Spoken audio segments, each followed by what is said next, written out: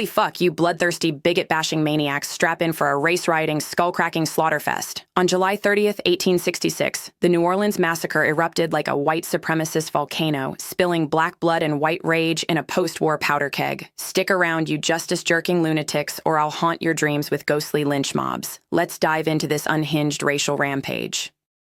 The sweltering New Orleans streets boiled with tension on July 30th, 1866, as a convention of Republicans, mostly black freedmen and white radicals, gathered at the Mechanics' Institute to reconvene the Louisiana Constitutional Convention. These ballsy bastards aimed to enfranchise black men and strip voting rights from ex-Confederates, a middle finger to the South's defeated ass. But the city's white Democrats, a pack of ex-Confederate cops and civilians, smelled blood.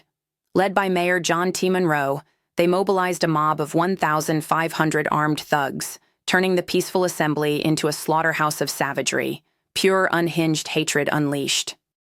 From that explosive start, the chaos devolved into a gore-soaked orgy of violence. The convention had barely begun when the mob stormed in, guns blazing and clubs swinging like demonic dicks. Black delegates fought back with chairs and fists, but the cops, those blue-uniformed bastards, fired point blank, mowing down unarmed men like wheat in a storm. Bodies piled up in the halls, blood pooling on the floors as screams echoed through the building. This middle-of-the-massacre frenzy saw white attackers stripping corpses, stomping skulls, and laughing like hyenas, unhinged barbarism on full display. Days prior, the setup was a ticking bomb of bigotry. The original 1864 convention had been a progressive push, but President Andrew Johnson's lenient Reconstruction let ex-Confederates slither back into power, passing black codes that chained freedmen like dogs. Radicals like Judge R.K. Howell called for reconvening to flip the script, rallying 200 black supporters. Monroe, a Confederate sympathizer, whipped up the mob with lies of a black uprising, arming police with revolvers and clubs. This chaotic prep set the stage for a racist rampage gone feral. The aftermath was a beer-drowned battlefield of barbarism, with 38 dead, mostly black, and 146 wounded, their bodies mangled like roadkill. Federal troops finally arrived too late, as the mob celebrated in saloons, toasting with whiskey over tales of nigger killing. The massacre shocked the North, fueling radical Reconstruction and the 14th Amendment, while Johnson's inaction painted him as a traitor. Riots spread, but the event birthed a push for justice, chaos carved in carnage. Back in the shadows, the massacre's roots festered with filthier schemes. New Orleans, a powder keg of ex-slaves and resentful whites, boiled over from economic strife and racial fear. Black veterans, armed from the Union Army, marched in support, but the mob, cops and firemen, ambushed them, shooting marchers in the back like cowards. This wild violence marked a pivot, blending hate with homicide, a legacy still pulsing with unhinged evil.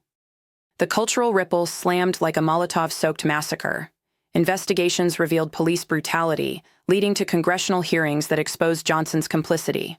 The event galvanized the 1866 elections, sweeping radicals into power and paving the way for military reconstruction. Picture survivors, scarred and seething, fueling the fight for civil rights. On July 29, 1921, this blood-drenched debut rewrote history, a testament to chaos's wild, wicked power. The legacy lingers like a bad hangover. The Mechanics' Institute site now stands as a reminder, with memorials honoring the dead. This July 30th, 1866 massacre planted seeds for the civil rights movement, a testament to one city's unhinged hatred blooming into national reform, with the world paying in rivers of blood and shattered lives. Holy shit, you glorious justice junkies. We've ripped through July 30th, 1866 like a mob through a convention hall. The New Orleans Massacre was a blood-blazing, hate-fueled, disgusting riot. Racial chaos crowned with cruelty. This tale buzzed with unhinged shame and dishonor. Like, subscribe, and comment, you twisted truth seekers, or I'll invade your dreams with ghostly riots. Tomorrow, more madness awaits. Dive in.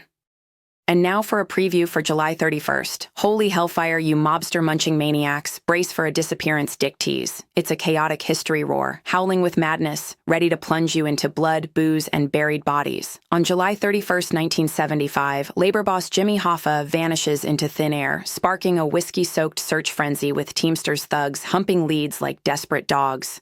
Concrete coffins whisper, mob hits sizzle, and the air reeks of cover-up cum, pure anarchy. Join me, you union-busting lunatics, for this vanishing vendetta.